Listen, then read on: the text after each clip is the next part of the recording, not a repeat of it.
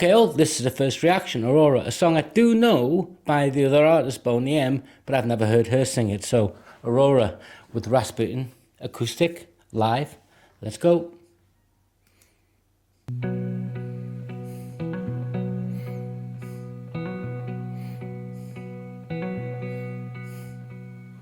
There lived a man in Russia long ago. He was big and strong, in his eyes a seeming glow.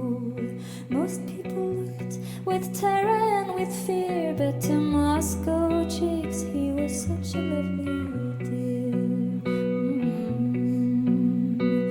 He could preach the Bible like a preacher, full of ecstasy and fire. But he also was the kind of teacher women will desire.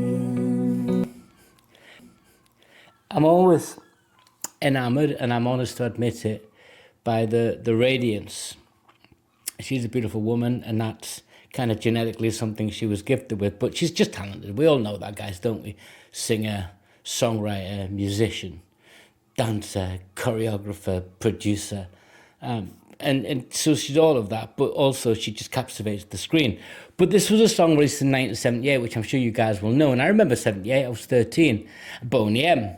And I remember, I think I saw this on Top of the Pops, where I forget the gentleman's name, but that's when he first, I remember he was doing the Russian dance, you know, I forget the name of the guys, help me out, on stage, on Top of the Pops. That song was a song that had some elements to it. If you go and listen to it, that were Eastern folky, ballady, but they just upped the tempo a bit. But when you listen to the lyrics, it's very 1978, kind of in its time. Like, but the Moscow chicks, you know, just writing that then seemed to be in favor. You know, it didn't really matter. Would it stand the test of time today? Well, we're going to hear, because Aurora's she's singing it. She's not changing the lyrics. Let's pull it back. He preached the Bible like a preacher, full of ecstasy and fire. But he also was the kind of teacher women would desire. Oh, there you go. Rasputin, lover of the Russian queen. There was a cat that really was gone. Rasputin, Russia's greatest love machine. Oh, that's nice. Magnus's backing vocals are really adding as well onto that pitch, the two alternate pitches. That's nice. I wasn't expecting that, and it's nice. But Grigory Rasputin died in 1916, and if you know your history, you know the story. But I think this song's more folky, more balakala, more Eastern influenced. It's more myth versus reality.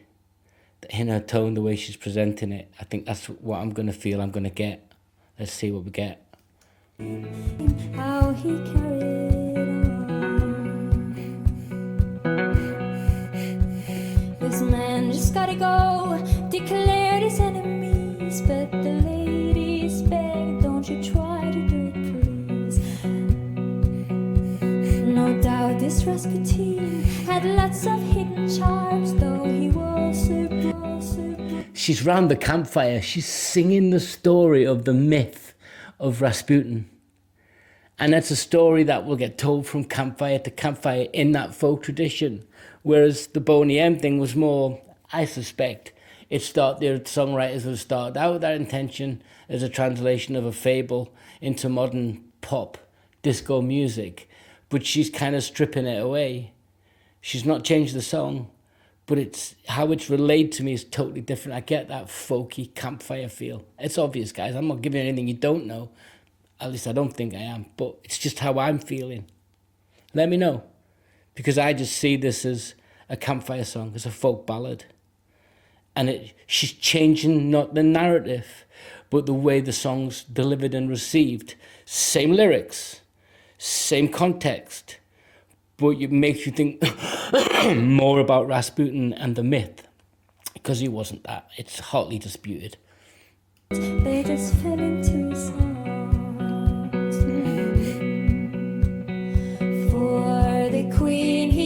was no wheeler dealer, though she'd heard the things he'd done. She believed he was a holy healer who And that's why they killed him.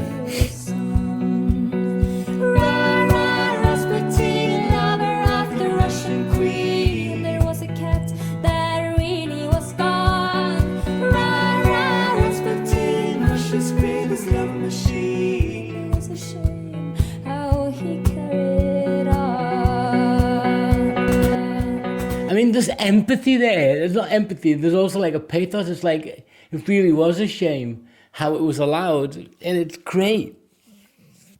But again, it's a folk story. You know, it's myth versus reality of those times. You know, I've seen bits, and it's not a history I really get into much around that era, the Bolshevik post sort of revolutionary era. But 16 onwards, 18. But the song itself, I just remember it in 1978. I remember everyone, you know, all my older brothers and that, and sister. Whilst disco wasn't huge for them, it still played a part, and this was on the radio all the time, and I remember it on Top of the Pops. But this, for me, it doesn't change the memory. I enjoy the memory of the song. I don't think she's... Could imagine if she's like this politically correct version, of which I don't think she is. I've seen nothing about that other than having fun and playing with songs. But she could have changed it, tweaked a little bit to say, hey, look at me, you know, chick and cat. She could have changed those, but she hasn't. She's left it fundamentally the same. It's just delivery is so different and it's dynamic. It forces you to recognize it as a folk myth song. Great.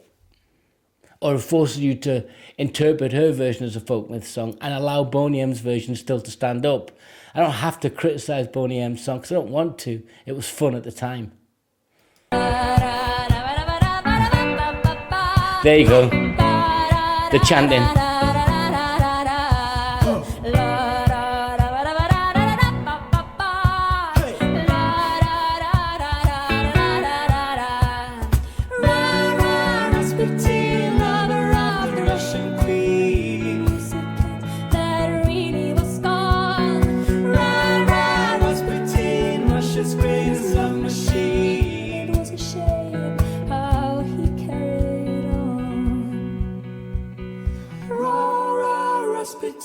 Lover of the Russian queen, it was a shame how he carried on.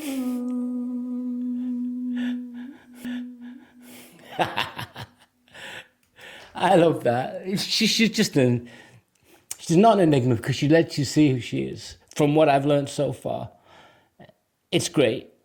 The all-round performer, and I think it's one of my few forays into what you would call modern music for me. Is people like Aurora, it's people like Angelina Jordan. There are others, don't get me wrong, on the channel that are more modern. But just those two alone with their covers and their own individual songs. I'm not drawing comparisons to what I'm saying. Those are two artists that you guys have on the channel have brought to me. Give me more, tell me more about Aurora. But I've got like another 20 songs lined up. I just won't do them every week. It doesn't make sense for me. It's not my journey. My journey is to pick a song on the title and recommendations. I'll do that. So join in, guys. Join in the conversation. I would really appreciate it. Take care. Till next time. It's Alan.